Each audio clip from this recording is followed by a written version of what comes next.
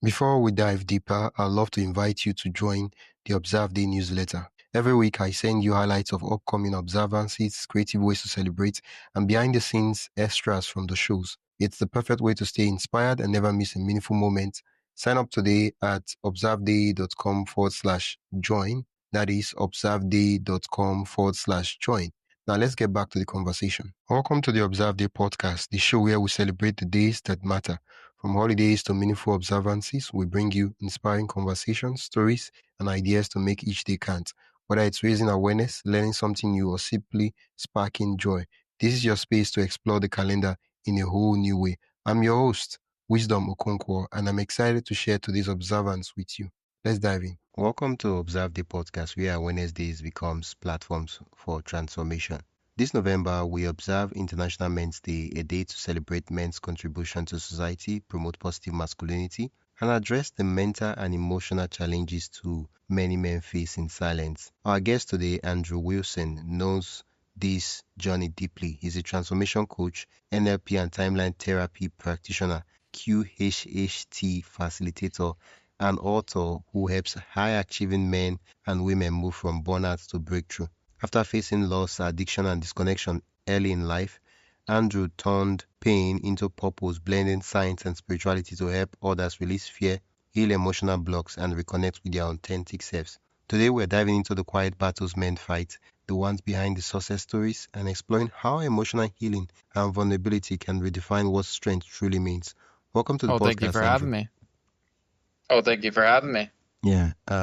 Andrew, International Men's Day is about both celebration and awareness. You said that fear is the enemy within. What fears do you think most men silently battle, and how did you facing your... So, men don't really know how to open up, and I think most men fear that they can't really express their emotions because we were taught to bottle them down.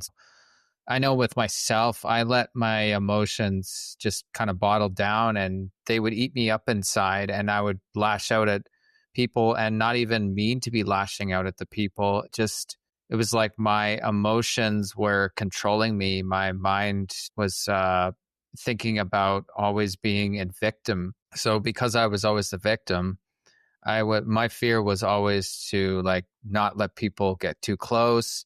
I didn't know how to communicate. If someone was talking to me, trying to give me, say, respectful criticism, I took it as an attack. So I could sense with a lot of people that I've worked with in the oil and gas sector, in the railway, that there's a lot of pent-up aggression inside because we bottle up our emotions, because we're afraid to talk about our emotions, because we feel like we're going to be judged because we're males, and males don't really speak about their emotion. Males are tough. And at the end of the day, we work hard. And if you show any form of emotion, you are considered a liability, not really a leader. Well.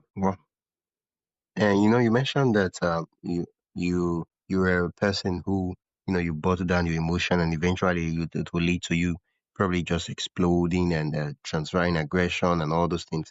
I'm curious, how did you deal with that? How did you face and make changes? Well, really, it took my mother passing away to smarten me up and realize that I was addicted to drugs. I was addicted to alcohol. I was smoking. I was in a toxic relationship. My health was deteriorating. I wasn't listening to my body. I was self-medicating.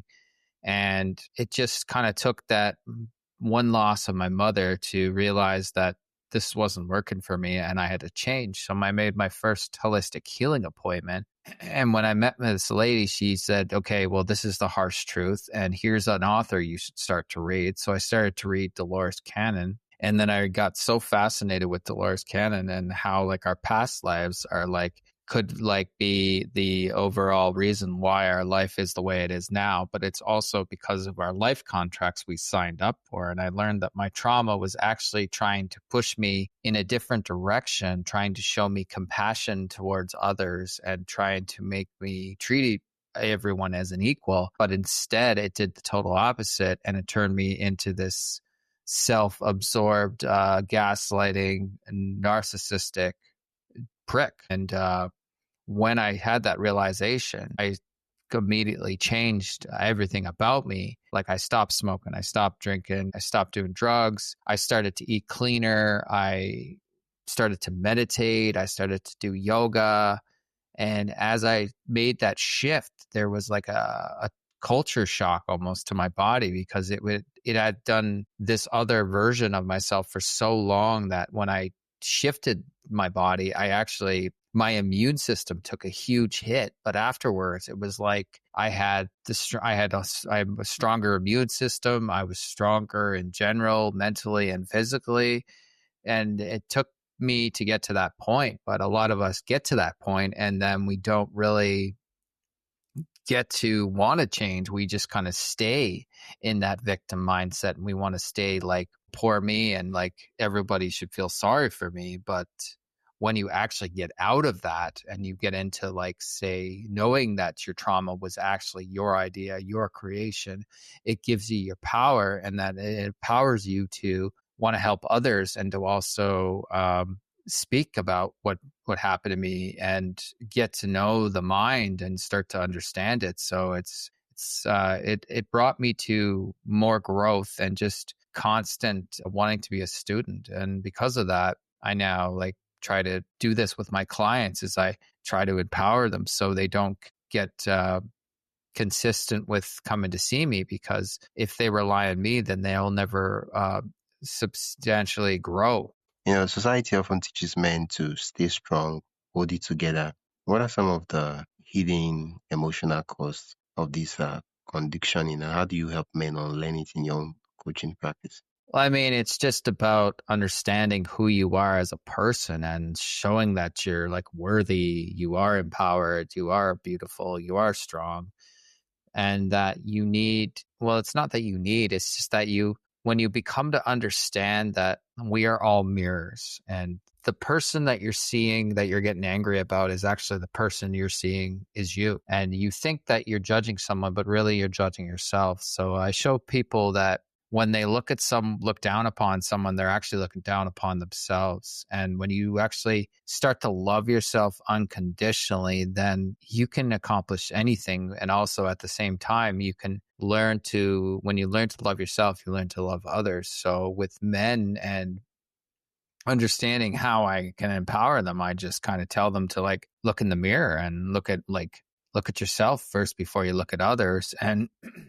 also, if you want to stay in victim city, then that's your choice. That's your free will. But at the end of the day, we all want to be healthy and wealthy and abundant. So in order to do that, you have to change your mindset, but also you have to change the version of who you once were and become a better version of you, and not try at it, actually do it.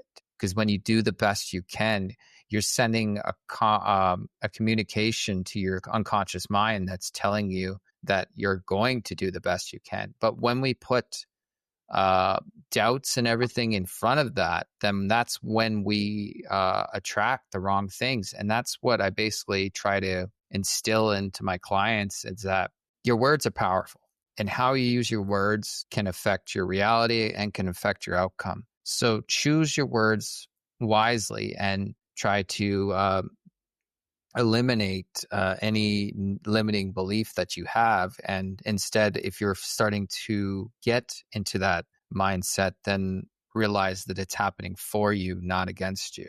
And that what you can learn from it basically is there's a lesson behind every trigger. So if there's trigger, then there's growth. And if you constantly get triggers, then guess what? You're still growing. So it means you still have more to learn. So getting triggers is, for me, myself, and my clients, is now a blessing, because they understand that there's still more growth they have to do. Yeah, as a transformational coach, most of your work involves with working with driven individuals. And the reason I preface this is, what does healthy masculinity look like when it comes to leadership, relationship, and success today? Well, it comes with basically, like I said, when you look within yourself and you want to see what a real leader is not finding flaws in yourself, but finding strengths that you can apply, but also seeing that you don't have flaws, you just have lessons you need to learn, and that every man thinks that they have to do it the hard way. No, there's always an easy way, but we want to do it the hard way because that was instilled in us. We had to work hard. We had to bottle down our emotions. But when you actually get inside of yourself and start to look within and see like the lessons that you're learning and now becoming aware of it and not to allow these lessons to happen again and again, it shows you that there's more that you can achieve and you can become successful with. And I mean, a lot of people in corporate bury themselves in work because they don't want to talk about their feelings, but also at the same time is they're trying to meet deadlines and then they're stressed and they're overworked and they're just about ready to burn out.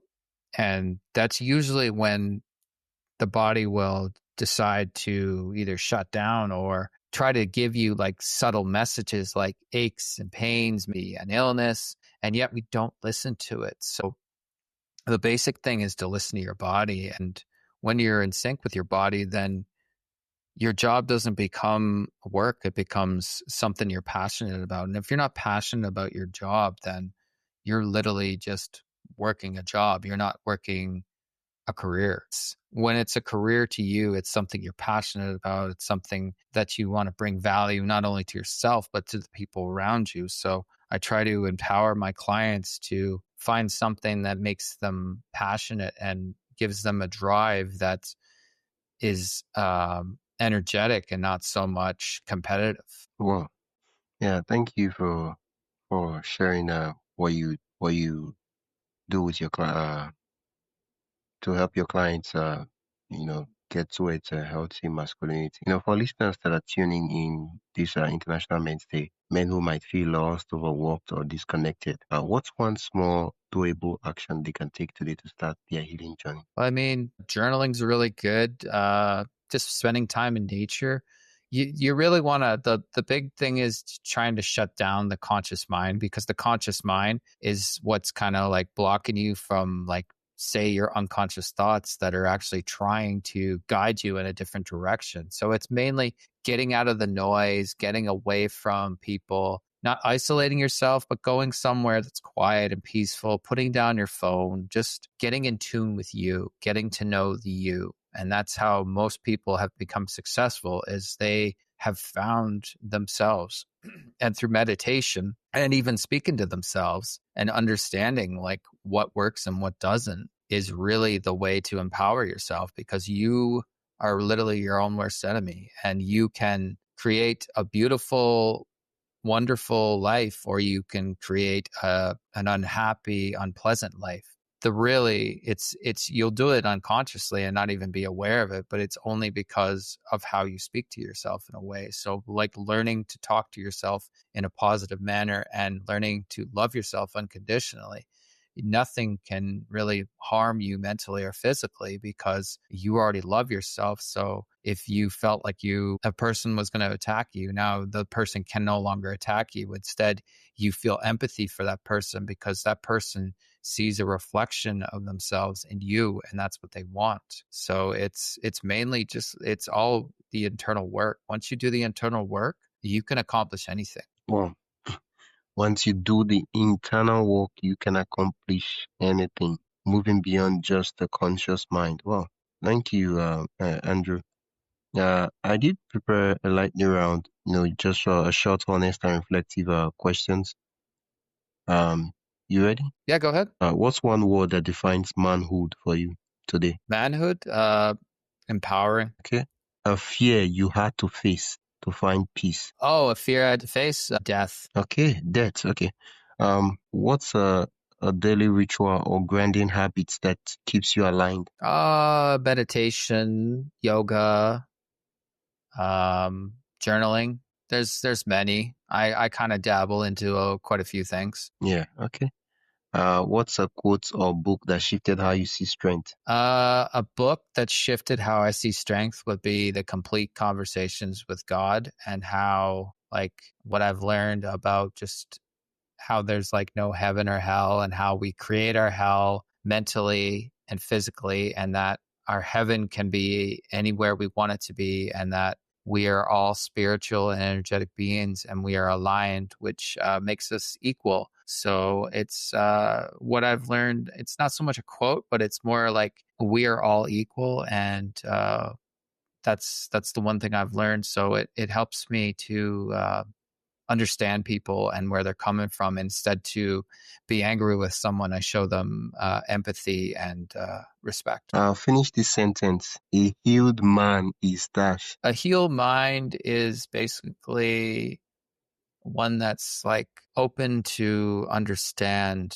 life, and to not only understand life, but to understand ourselves. And when we understand ourselves, our mind heals because we no longer have limiting beliefs. We no longer have any form of negative thought coming into our head because we've dealt with all the garbage that's been inside of us. And it heals your mind. And then not only does it heal your mind, it heals your body and your soul. Oh, where can listeners learn more about the work you do and also connect with you? Oh, you can find me on Instagram. You can find me on my website. Right now it's under construction because I'm rebuilding it. You can find me at YouTube. You can email me at beyond transcendence at andrewfwilson.com. You can find me on Alignable. You can find me pretty much anywhere. I'm all over the place. Yeah, I will add the link in the description so listeners can click and go directly to the site. Thank you so much, Andrew, for sharing this some perspectives on what it means to be a man. You're welcome, Wisdom. Thank you for having me. Yeah. I've stopped. That's it for today's episode of the Observe Day podcast. Thank you for spending your time with us as we explore today's observance. If you enjoyed this episode, be sure to subscribe wherever you listen to podcasts and share it with a friend who'd love to celebrate life's special days too.